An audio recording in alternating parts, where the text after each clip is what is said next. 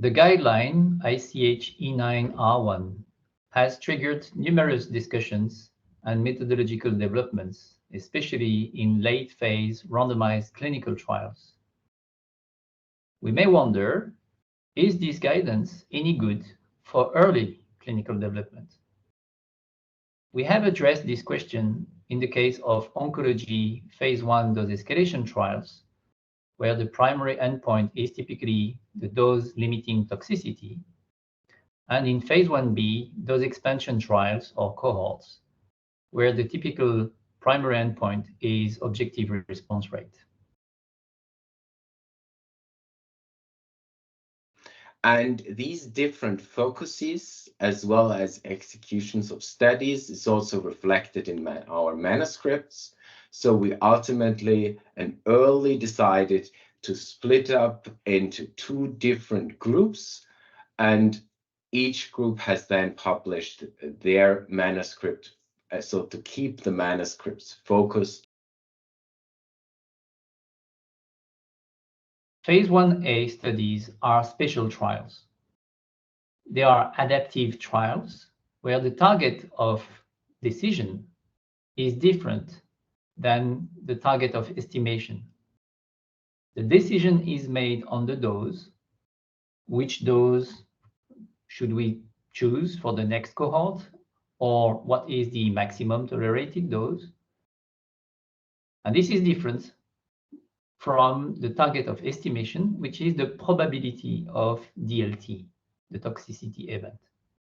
Historically, in many phase 1a oncology trials, it has been common practice to discard and replace patients experiencing intercurrent events for the assessment of DLT. Intercurrent events such as progressive disease, death, or dose modification. The question addressed in case of discarding and replacement of patients is, what is the probability of DLT in the subgroup of participants who might know after the fact have not experienced an intercurrent event? As it is focusing on a subgroup of participants defined a posteriori, it is clear that the answer to this question would not generalize to the broader population of participants who received at least 1 dose of the experimental treatment. In contrast, a valid question could be, what would be the probability of DLT had intercurrent event not occurred? Details on estimands, intercurrent events handling strategies, and estimators are covered in our article. So please read our paper to appreciate these aspects and dive into details.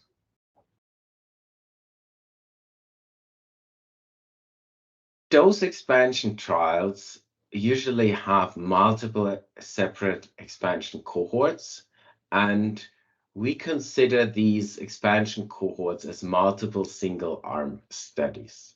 And single-arm studies pose unique challenges how you frame them within the estimand framework, which was often in the beginning focused on randomized studies. And for single-arm studies, we propose solution how to define the treatment start, how to define the treatment attribute when there is no direct comparator, and also how do we formulate the summary measure when there is only 1 treatment arm. Also, for early oncology development, you're usually interested in responses ever observed, so not connected to a specific time point.